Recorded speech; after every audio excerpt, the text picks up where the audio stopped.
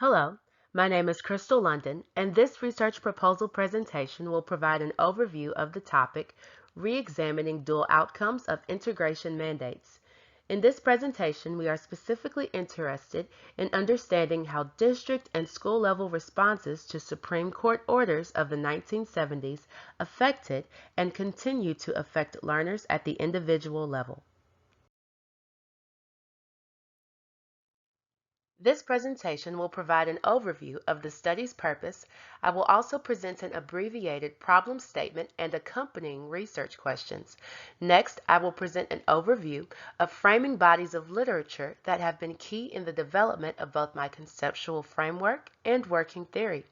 A brief overview of the research design follows and is succeeded by an explanation of the study's significance and ethical considerations. The presentation will conclude with a list of references.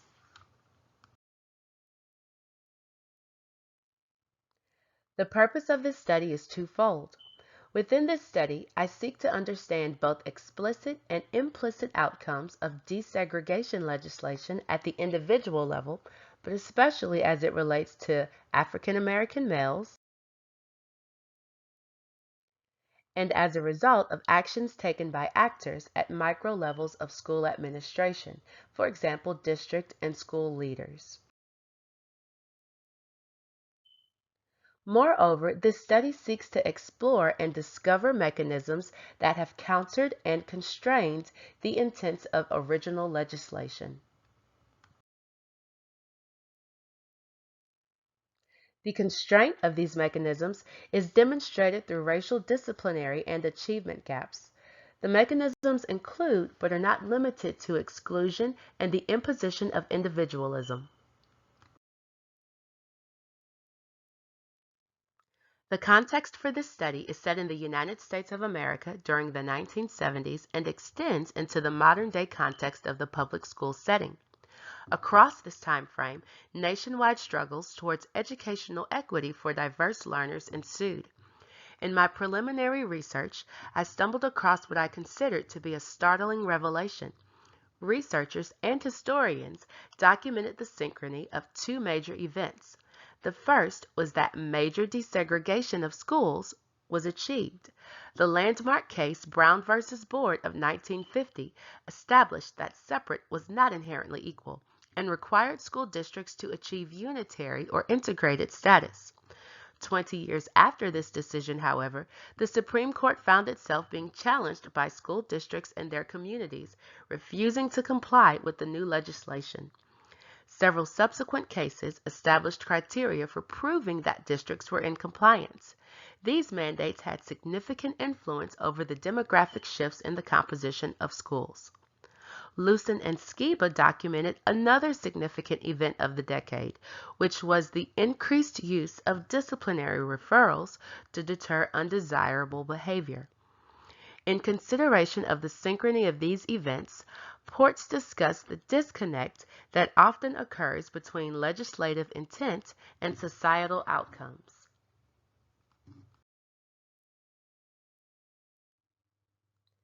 This disconnect is often the result of various complex societal factors. Unintended effects of legislation, for example, may stem from adaptations by societal groups and within societal structures to preserve the interests of the status quo. Ports described the concept of the hidden abode. For this concept, explicit goals do not represent the intended outcomes. Instead, the actual goals are concealed, but planned action is executed to attain them. This concept provides a lens through which I frame the topic for the present study.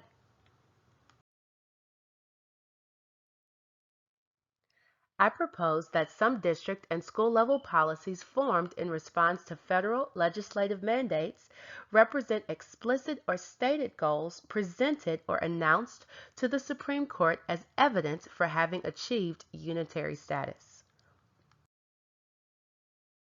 The proliferation of exclusionary discipline during the period of desegregation, however, serves as evidence of social currents and efforts to preserve the interests of segregation. The conscious and unconscious practice of exclusion continues in the present-day context of today's learning environment. This phenomenon of exclusion is more difficult to observe at the micro level, but an aggregate view provided by the research community has well documented the racial discipline gap.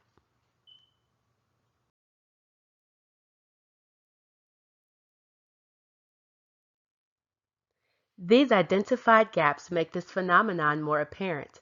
But despite national attention drawn to the gap between academic achievement for non-white students and their white counterparts, I believe that our attempts at treating this symptom may be somewhat inadequate.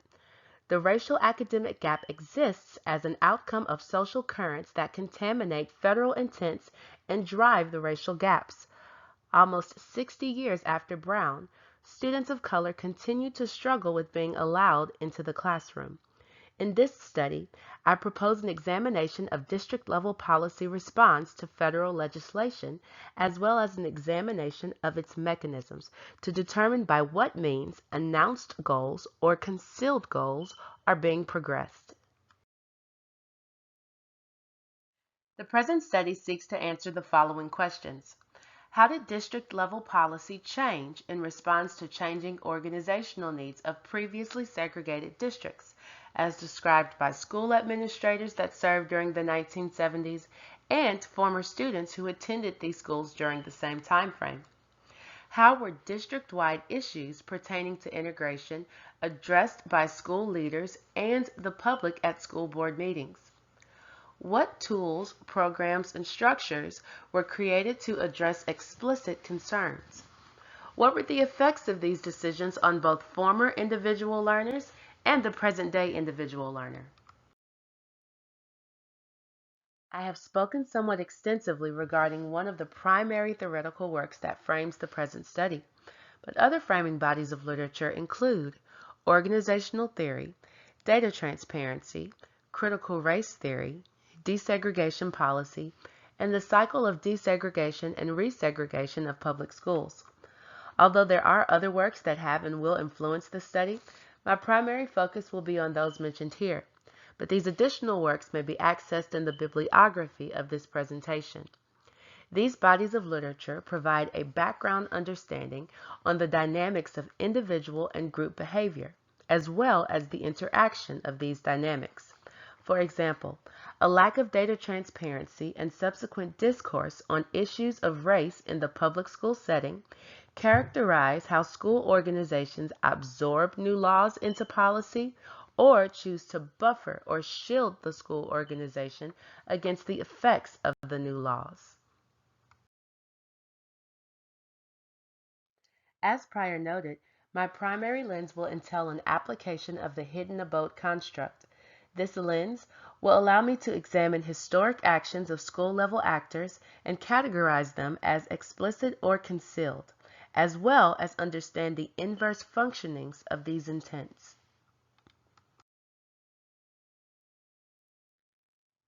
Announced goals are those that indicate to federal authorities that compliance is the intent. Effectively, schools intend to achieve unitary status or integration. Concealed goals, however, are represented by indicators of attempts to preserve the interest of the target group for mandates. These interests or intents to preserve segregation are summed up through the concept of exclusion. Evidence of exclusion may be formal or informal and may include, but are not limited to, disciplinary exclusion techniques such as detention, suspension, or expulsion.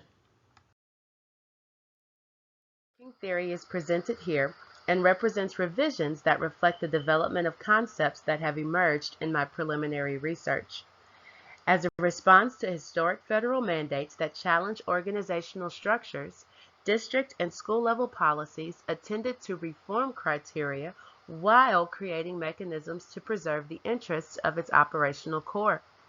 While aspects of these mechanisms have begun to be addressed through successive legislation, the mechanisms are largely sustained through a widespread lack of transparency and dialogue within the school community regarding the nature, frequency, and outcomes of exclusionary practices directed towards diverse groups of learners. One mechanism of interest involves the process of transformation, severance, and disengagement of the African American student, effectively disconnecting the student from support structures for success. Again, this theory is representative of key findings that have emerged in preliminary research that have begun to identify and deconstruct elements of these target mechanisms. While I will employ a combination of qualitative traditions in this study, primary traditions will encompass an ethnographic phenomenological design.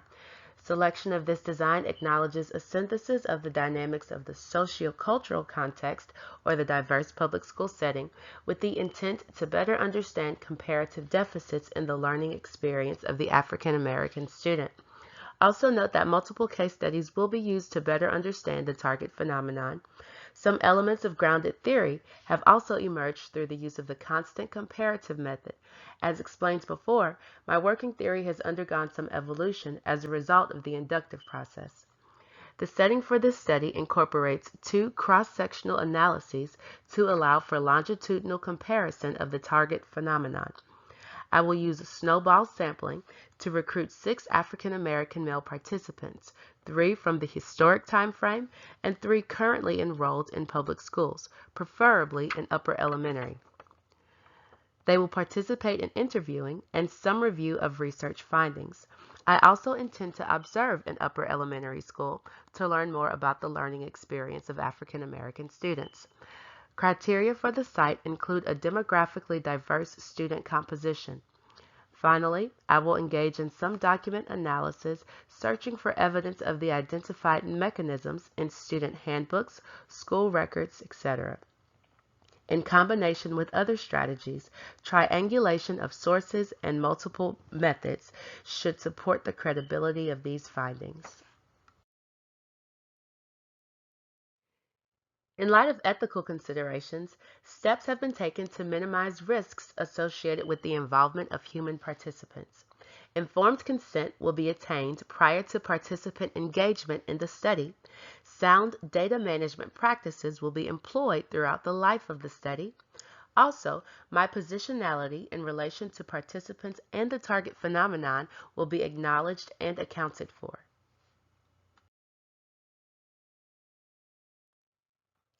Outcomes for this study should increase collective understanding of phenomena related to the creation and sustaining of racial gaps. Educational researchers and practitioners will have a better understanding of social and psychological disconnects within the learning experiences of African American students that sustain these gaps. Students within the target community will benefit from subsequent collective action of administrators and professionals within the education field so that an equitable learning experience results through addressing these identified disconnects. Thank you for your time and attention. If you have any questions, please feel free to contact me at the email listed at the end of this presentation. It has been my pleasure to learn alongside you this term. Enjoy the remainder of your week. A bibliographic representation of reference sources follows.